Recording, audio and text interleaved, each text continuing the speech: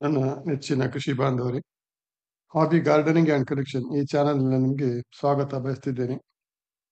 ಗೆಳೆಯರೇ, ನಾನು ಇವತ್ತು ರಬ್ಬರ್ ಬೆಳೆಯ ಬಗ್ಗೆ ಮಾಹಿತಿ ಒಳಗೊಂಡಂತಹ ವಿಡಿಯೋ ಮಾಡುತ್ತಿದ್ದು, ಅದರಲ್ಲಿ ನಾನು ರಬ್ಬರ್ ಬೆಳೆಯ ಪ್ರಾಮುಖ್ಯತೆ, ಅಲ್ಲಿ ಬರುವಂತಹ ತಳಿಗಳು, ಬೆಳೆಸುವ ರೀತಿ, ರಬ್ಬರ್ ತಯಾರಿಸುವ ರೀತಿ, ಬೇಕಾದ ಮಣ್ಣಿನ ಗುಣಗಳು, ನೀರು, ವಾತಾವರಣ, ಸಿಗಬಹುದಾದಂತಹ ಆರ್ಥಿಕ ಲಾಭ, ನಷ್ಟಗಳ ಬಗ್ಗೆ ಮಾಹಿತಿ ಒದಗಿಸಲಿದ್ದು, ಅದಕ್ಕಿಂತ ಮೊದಲು ನಮ್ಮ ಈ ಕೃಷಿ ಆಧಾರಿತ ಕನ್ನಡ ಚಾನೆಲ್ ಅನ್ನು ಪ್ರೋತ್ಸಾಹಿಸಲು ಸಬ್ಸ್ಕ್ರೈಬ್, ಲೈಕ್ ಮತ್ತು ಶೇರ್ ಮಾಡುವರೆ ಕೇಳಿಕೊಳ್ತಿದ್ದೇನೆ.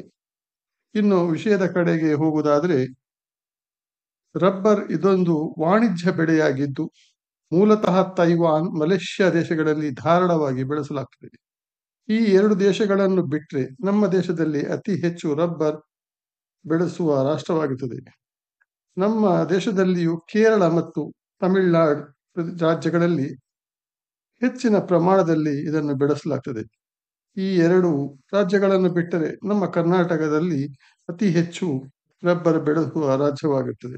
ಇದನ್ನು ಯಶಸ್ವಿಯಾಗಿ ಬೆಳೆಸಲು ಮುಖ್ಯವಾಗಿ ಯಾವ ರೀತಿಯ ಬರಡು ಭೂಮಿಯು ನಡೀತದೆ, ಆದರೆ ಸ್ವಲ್ಪ ಮಟ್ಟಿನ ಇಳಿಜಾರು ಅಂದರೆ ಸ್ಲೋಪ್ ಇದ್ದರೆ ಯೋಗ್ಯವಾಗುತ್ತದೆ.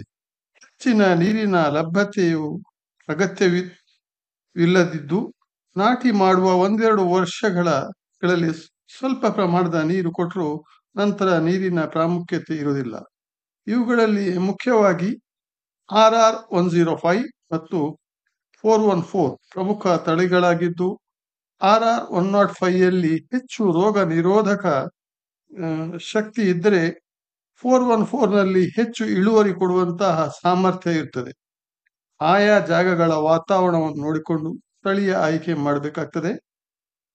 ಇದರ ಗಿಡಗಳನ್ನು ಪ್ರಮುಖವಾಗಿ ಕಣ್ಣು ಕಸಿ ಅಂದರೆ ಬಡ್ ಗ್ರಾಫ್ಟಿಂಗ್ ಮಾಡಿ ತಯಾರಿಸಲಾಗ್ತದೆ. ಈ ರೀತಿ ಕಸಿ ಕಟ್ಟಿದ 1 ವರ್ಷದ ಗಿಡವನ್ನು ನಾವು ಸಿದ್ಧಪಡಿಸಿದ ಭೂಭಾಗದಲ್ಲಿ ಸಾಧಾರಣ ಒಂದು 15 ಫೀಟ್ನಿಂದ 15 ಫೀಟ್ ಅಂತರದಲ್ಲಿ, ಅಂದ್ರೆ ಗಿಡದಿಂದ ಗಿಡಕ್ಕೆ 15 ಫೀಟು ಮತ್ತೆ ಸಾಲಿಂದ ಸಾಲಿಗೆ 16 ಫೀಟ್ ಅಂತರದಲ್ಲಿ ಜೂನ್ ತಿಂಗಳಲ್ಲಿ ನಾವು ನಾಟಿ ಮಾಡಬೇಕಾಗ್ತದೆ. ಈ ಅಂತರ ಕಾಯ್ದುಕೊಂಡ್ರೆ ಸುಮಾರು 180ರಿಂದ 200 ಗಿಡಗಳನ್ನು 1 ಎಕರೆ ಪ್ರದೇಶದಲ್ಲಿ ಇಡಬಹುದಾಗಿದೆ. 2x2x2 ಅಂದ್ರೆ ಉದ್ದ 2, ಅಗಲ 2, ಆಳ 2 ಇರುವಂತಹ ನಾವು ಹೊಂಡಗಳನ್ನು ತಯಾರಿಸಿಕೊಂಡು ಸ್ವಲ್ಪ ಮಟ್ಟಿನ ತರಗೆಲೆ ಮತ್ತೆ ಹಳೆ ಹಟ್ಟಿ ಗೊಬ್ಬರವನ್ನು ಹಾಕಿ ನಾಟಿ ಮಾಡಬೇಕಾಗ್ತದೆ. ಗಿಡಗಳು ಅಕ್ಕಪಕ್ಕಕ್ಕೆ ವಾಲದಂತೆ ಆಧಾರ ಕಡ್ಡಿ ಕೊಟ್ಟು ನೇರವಾಗಿ ಬೆಳೆಯುವಂತೆ ನೋಡಿಕೊಳ್ಳಬೇಕಾಗ್ತದೆ. ಸುಮಾರು 7 ಅಡಿ ಎತ್ತರದವರೆಗೆ ಯಾವುದೇ ಅಡ್ಡಗೆಲ್ಲು ಬಾರದಂತೆ ನೋಡ್ಕೊಳ್ಬೇಕಾಗ್ತದೆ. 7 ಅಡಿ ಬೆಳೆದ ನಂತರ ಅಡ್ಡಗೆಲ್ಲು ಬರುವಂತೆ ತುದಿಯನ್ನು ಪಿಂಚಿಂಗ್ ಮಾಡಿಕೊಂಡ್ರೆ ಉತ್ತಮವಾಗಿರ್ತದೆ. ಈ ಗಿಡಗಳನ್ನು ಸಾಧಾರಣ 7-8 ವರ್ಷಗಳವರೆಗೆ ನಾವು ಬೆಳೆಸಿದರೆ ಇವುಗಳಲ್ಲಿ ರಬ್ಬರ್ ತೆಗೆಯಲು ಸಿದ್ಧಗೊಳ್ತವೆ. ನಂತರ ಮಾರ್ಕಿಂಗ್ ಮಾಡಿಕೊಂಡು ಟ್ಯಾಪಿಂಗ್ ಕ್ರಿಯೆಯನ್ನು ನಾವು ಆರಂಭಿಸಬೇಕಾಗ್ತದೆ. ಇದರ ಟ್ಯಾಪಿಂಗ್ ಕೆಲಸವು ಸೂರ್ಯೋದಯ ಆಗುವ ಮುಂಚೆ ಮುಗಿಸಬೇಕಾಗ್ತದೆ. ಅಂದರೆ ತಂಪಾದ ವಾತಾವರಣದಲ್ಲಿ ಹಾಲು ಹೆಚ್ಚಿನ ಪ್ರಮಾಣದಲ್ಲಿ ದೊರೆಯುತ್ತದೆ. ಈ ಟ್ಯಾಪಿಂಗ್ ಕೆಲಸಕ್ಕೆ ನುರಿತ ಕೆಲಸಗಾರರು ಬೇಕಾಗ್ತಾರೆ.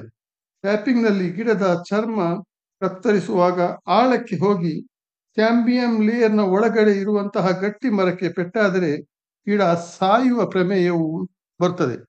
ಟ್ಯಾಪಿಂಗ್ ಮಾಡಿದ ರಬ್ಬರ್ ಹಾಲು ಶೇಖರಿಸಿ ಅದನ್ನು 1.5 ಲೀಟರ್ ಹಾಲಿಗೆ 2 ಲೀಟರ್ನಷ್ಟು ನೀರು ನಾವು ಮಿಕ್ಸ್ ಮಾಡಿ ಅದಕ್ಕೆ ಒಂದು 60 ಮಿಲಿಗ್ರಾಂನಷ್ಟು ಫಾರ್ಮಿಕ್ ಆಸಿಡ್ ಸೇರಿಸಿ ಅಲ್ಯೂಮಿನಿಯಂನ ಟ್ರೇಗಳಲ್ಲಿ ಹಾಕಿ ಕನಿಷ್ಠ ಪಕ್ಷ 10 ಗಂಟೆಗಳ ಕಾಲ ಅದನ್ನು ಗಟ್ಟಿಯಾಗಲು ಬಿಡಬೇಕು. ನಂತರ ಇದನ್ನು ಶೀಟ್ ಮೇಕಿಂಗ್ ಮಿಷನ್ಗಳ ಸಹಾಯದಿಂದ ಶೀಟ್ ತಯಾರಿಸಿಕೊಳ್ಳಬೇಕಾಗ್ತದೆ. ನಂತರ ಅವುಗಳನ್ನು ಕಂದು ಬಣ್ಣಕ್ಕೆ ಬರುವವರೆಗೆ ಬಿಸಿಲಿನಲ್ಲಿ ಅಥವಾ ಉಬೆಯಲ್ಲಿ ಒಣಗಿಸಬೇಕಾಗ್ತದೆ. ಈ ರೀತಿಯಾಗಿ ನಾವು ರಬ್ಬರ್ ಶೀಟನ್ನು ತಯಾರಿಸಿಕೊಳ್ಬೇಕಾಗ್ತದೆ. ಇದು ರಬ್ಬರ್ ತಯಾರಿಕೆಯ ಮತ್ತೆ ರಬ್ಬರ್ ಕೃಷಿಯ ಬಗ್ಗೆ ಸಂಕ್ಷಿಪ್ತವಾದ ಮಾಹಿತಿಯಾಗಿದ್ದು, ನಿಮಗೆ ಇನ್ನು ಹೆಚ್ಚಿನ ಮಾಹಿತಿ ಬೇಕಾಗಿದ್ರೆ ನೀವು ಕಮೆಂಟ್ಸ್ ಬಾಕ್ಸಲ್ಲಿ ಕಮೆಂಟ್ಸ್ ಮಾಡಿ ತಿಳಿಸಿ. ಸಮಗ್ರ ಮಾಹಿತಿಯನ್ನು ಖಂಡಿತವಾಗಿ ನಾವು ಒದಗಿಸುತ್ತೇವೆ.